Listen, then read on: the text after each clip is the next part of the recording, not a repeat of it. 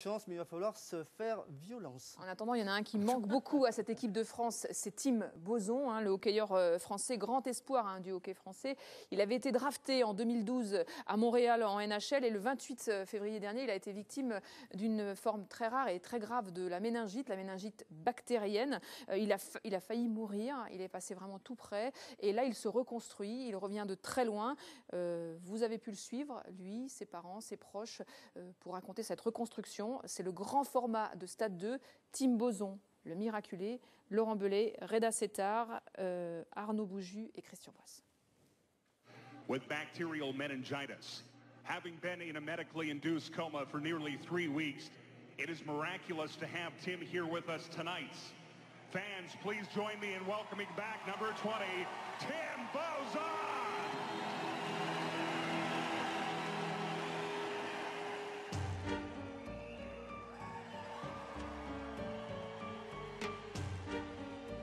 C'est une cérémonie forcément émouvante. Ce soir-là, après un mois passé à l'hôpital, partenaires, adversaires, tous sont rassemblés pour le retour de Tim Bozon dans une patinoire.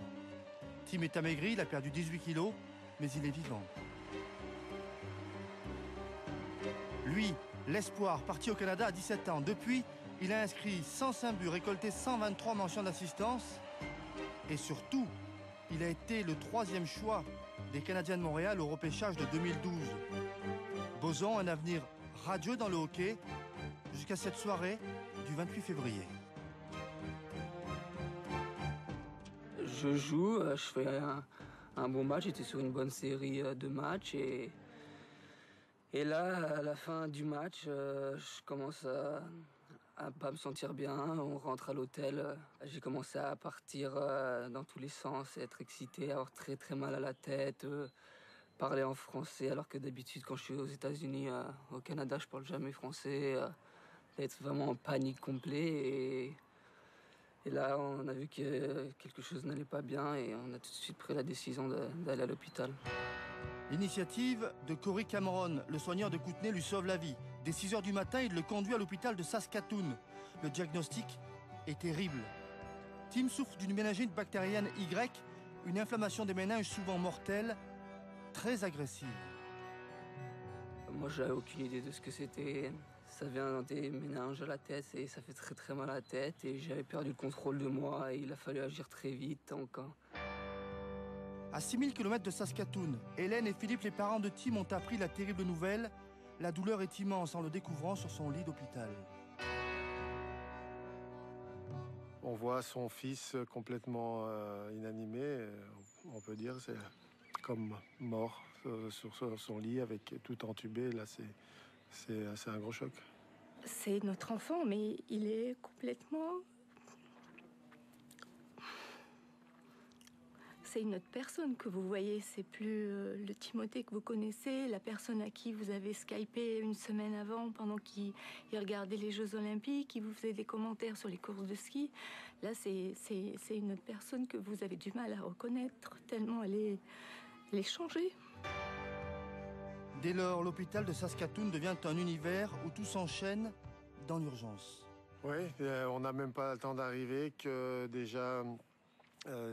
des neurologues nous demandent une autorisation pour ouvrir et faire un drain à la boîte crânienne pour effectivement évacuer, aider à évacuer la pression, l'hématome qui est au cerveau. Donc on dira vite mis dans le bain et on signe, les choses s'enchaînent très vite après et voilà, il est dans cet état de coma déjà et on sait que la situation est grave.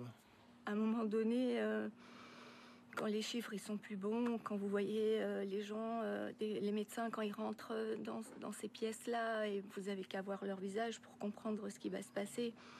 La foi, oui, vous la perdez. La foi, c'est sûr, vous la perdez. 12 jours de coma, puis un frémissement, l'esquisse d'un réveil. Tim, longtemps menacé, revient à la vie, doucement, mais il revient. Le moment où il ouvre les yeux, on ne sait pas s'il voit, on ne sait pas s'il entend. Donc la première question, c'est Timothée, est-ce que tu nous reconnais? Timothée, il cligne des yeux, et donc là, on sait que Timothée voit. Timothée entend. Donc c'est déjà, pour nous, ça a été déjà fabuleux par rapport à ce qu'on nous avait dit, par rapport aux séquelles qu'il pouvait avoir. De savoir qu'il voyait et qu'il entendait, c'était déjà miraculeux. Tim s'est réveillé juste avant son anniversaire, ses 20 ans, partagé avec les médecins pour réapprendre quelques gestes simples. Son frère et sa sœur ont fait le voyage au Canada pour épauler un Tim marqué, mais bien présent. My voice is not 100% recovery, but I feel way better and I'm excited to leave the hospital. Tim est de retour dans la maison familiale de Valbonne. Sa sœur, Alison, son frère Kevin sont en Suisse. Tim savoure avec ses parents des instants simples, précieux, après un mois d'épouvante. Quand on est parti dans l'avion, j'ai dit à Philippe, on adore aller au Canada et c'est la première fois où on est triste d'aller au Canada. Et dans l'avion du retour, on était tellement contents de rentrer chez nous. Ça faisait 40 jours qu'on avait quitté la France et on n'était pas 2, on était 3. Donc voilà, c'est fabuleux.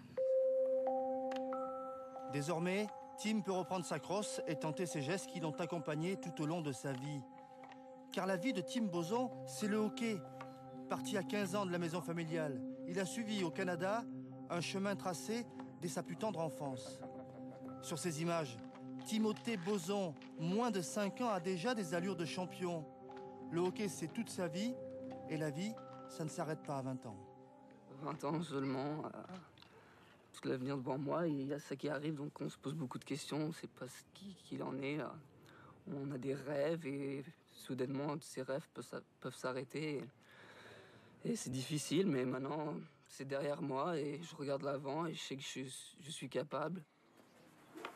J'ai toujours cru qu'il allait s'en sortir et voilà, c'était une conviction que j'avais. Je ne sais pas pourquoi, comment l'expliquer au jour d'aujourd'hui, mais j'avais cette conviction-là qu'il allait se battre et qu'il allait s'en sortir.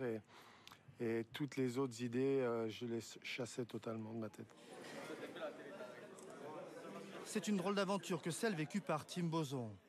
À Cabreton, au Centre de rééducation européen des sportifs, il sollicite la souplesse, la coordination aussi pour réapprendre des mouvements temporairement oubliés.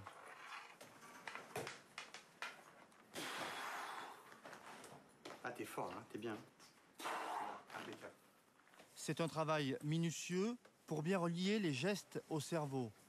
Travail de mémoire où la précision est recherchée. Tu bouges que les doigts, pas le poignet. C'est l'essentiel. Hein. Faut qu'il se souvienne de tout ce qu'on a fait. C'est pour ça que tous les matins, quand il arrive, on essaye de lui poser la question qu'est-ce que tu as fait de beau hier, qu'est-ce que tu as mangé, pour solliciter déjà toute cette mémoire. Et en plus, on le fait travailler en lui faisant imprimer un certain schéma qu'on essaye, par rapport avec des objets, qu'on essaye de lui refaire faire en fin de séance pour savoir s'il a pu intégrer ce travail. Tu es sûr? T'as confiance en toi ou t'as pas confiance? Ouais, c'est bon, c'est ça. Ouais? Ah, c'est ça. C'est un long travail de rééducation qui attend Tim Bozon. Bien joué, monsieur.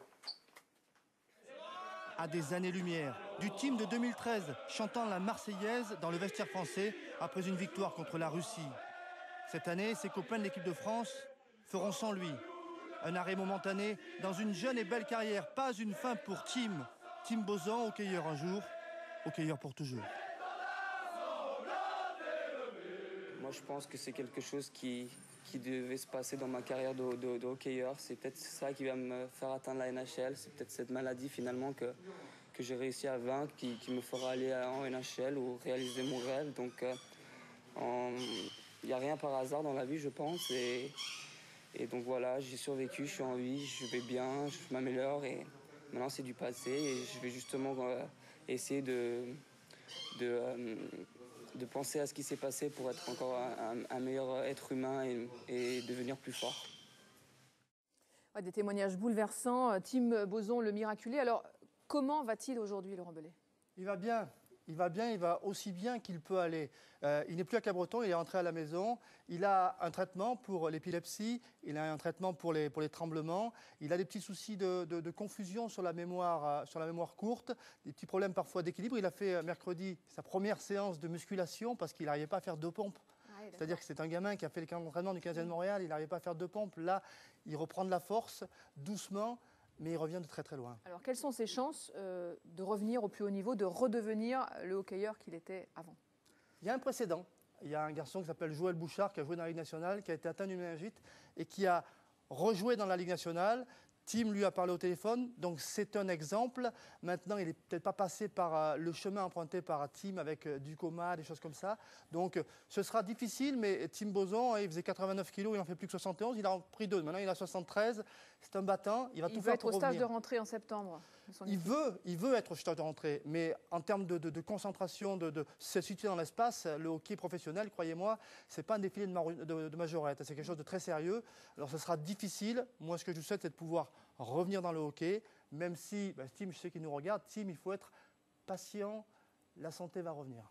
Laurent Travers, je vous ai vu suivre ce sujet avec beaucoup d'attention. Bluffant quand même, cette volonté farouche en dépit de la maladie. Touchant à tout point de vue, et puis on s'aperçoit que c'est quelqu'un qui avait énormément de mental avant et qui en a eu pendant et qui va en avoir maintenant. Donc de tout cœur avec lui et je pense qu'il reviendra encore plus fort. Et un tweet, Céline, d'Enzo Bush. Bravo à Tim Bozon pour son courage et au courage de toute sa famille. Merci beaucoup en tout cas Laurent Belay pour ce reportage particulièrement bouleversant et on suivra bien sûr la rééducation et le retour en force de Tim Bozon.